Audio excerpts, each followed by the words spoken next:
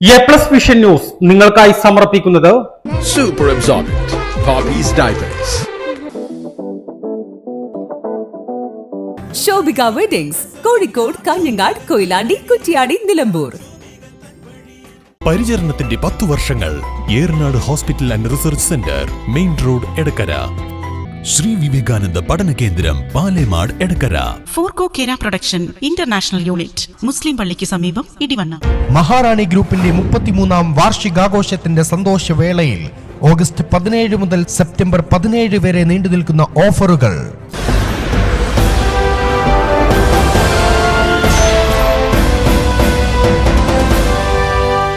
നിലമ്പൂർ നഗരമധ്യത്തിലെ പാടിക്കുന്ന് നഗറിൽ ശുചിമുറി മാലിന്യം പുറത്തേക്കൊഴുകുന്നത് പകർച്ചവ്യാധി ഭീഷണി സൃഷ്ടിക്കുന്നു. ഇവിടെ നിന്നുള്ള അസഹ്യമായ ദുർഗന്ധം പ്രദേശവാസികളെ ഏറെ ബുദ്ധിമുട്ടിലാക്കുന്നുണ്ട്. നഗരസഭാ അധികൃതർക്കടക്കം പരാതി നൽകിയിട്ടും ഒരു നടപടിയും ഇല്ലെന്ന് നാട്ടുകാർ പറയുന്നു.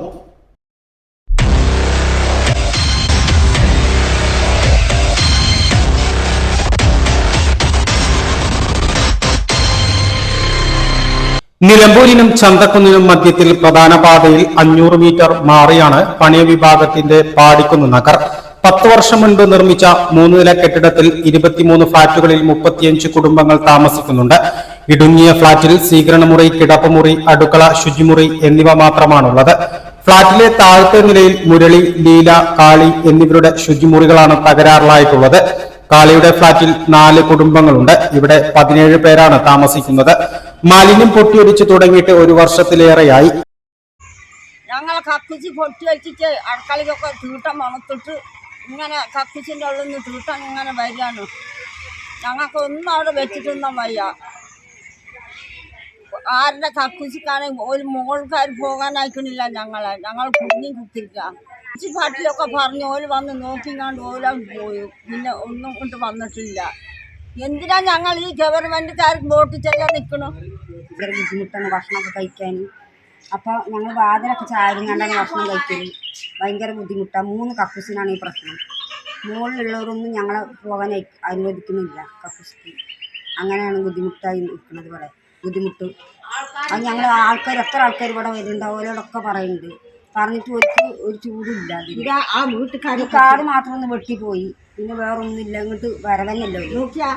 ഈ മാലിന്യം ഒഴുകിയെത്തുന്നത് പാടിക്കുന്ന് തോടിലേക്കാണ്. തോട് ചേരുന്നതാവട്ടെ ചാലിയാറിന്റെ ജല അതോറിറ്റിയുടെ പമ്പിംഗ് കിണറിന് സമീപവുമാണ്.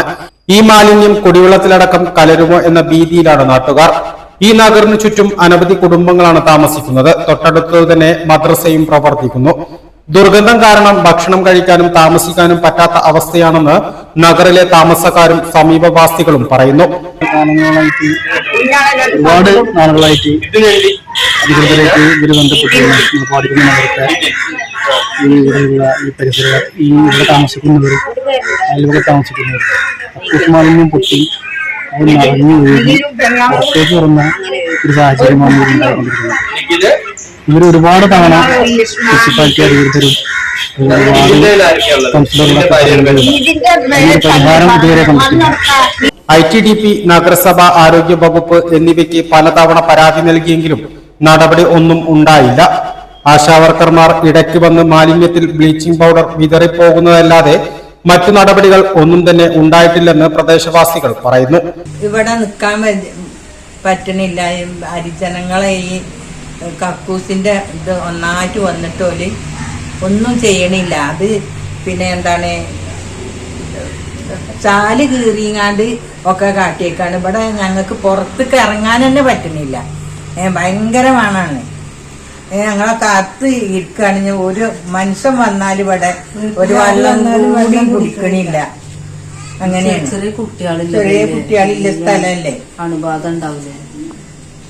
എന്താ ഇത്രയും ജനങ്ങളില്ല. ഓല അവിടുത്തെ 100-300 ആളില്ല. അവിടുത്തെ പിന്നെ കക്കൂസാണ് ഒന്നായിട്ട് ഇങ്ങോട്ട് ഇതായാണ്ട് വന്നിക്കണത്. പൊട്ടിയാണ്ട് വന്നിക്കാണ് പുറത്തേക്ക്.